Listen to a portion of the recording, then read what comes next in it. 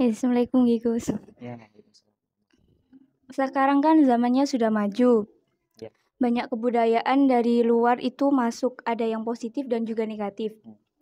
Nah, yang banyak dikhawatirkan oleh orang sekarang kan adanya budaya yang negatif, takutnya beralkulturasi dengan budaya kita. Ya, betul.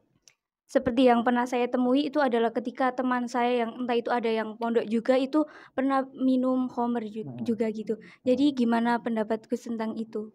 Soalnya kan banyak yang sekarang itu sudah budaya negatif masuk ke alkulturasi Ya. di budaya kita. Ya. Udah gitu. Terima kasih. Ya. Ya, baik. Terima kasih pertanyaannya. Tentu saja kita sekarang sudah berada di zaman yang sangat-sangat maju. Kita sudah mau melangkah ke era 5.0 dengan kemajuan era digitalisasi komunikasi dan interaksi. Tentu saja sangat berpengaruh kepada kehidupan sehari-hari kita, terutama umat Islam ya. Banyak sekali budaya yang mulai mencampuri atau mengganggu dari syariat Islam itu sendiri. Sehingga banyak budaya yang negatif itu secara tidak langsung atau secara langsung itu masuk dan kemudian itu mengakibatkan akulturasi budaya tadi ya. Kalau saya itu menyikapinya begini.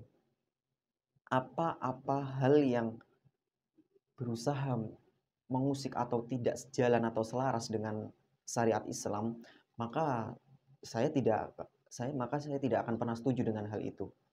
Karena saya ada makalah almar'u ma'aman ahabba.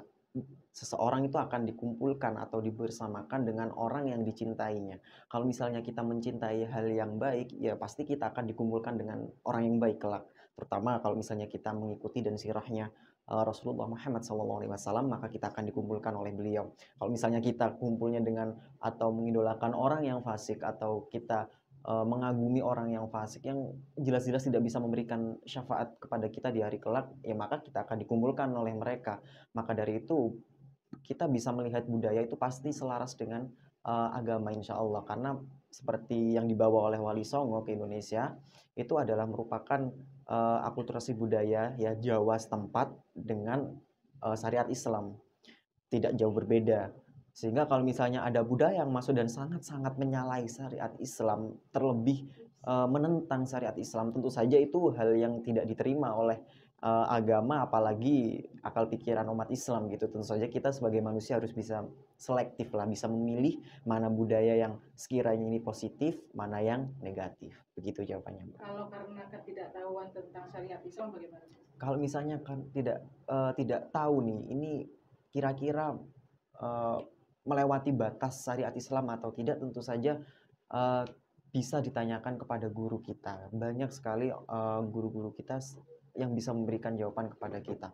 Atau sekiranya kalau misalnya kita tidak tahu nih, kita seperti yang saya katakan, era sudah maju, tinggal ketik saja di internet, tinggal cari saja. Kira-kira ada nggak budaya seperti ini itu dalam agama Islam gitu.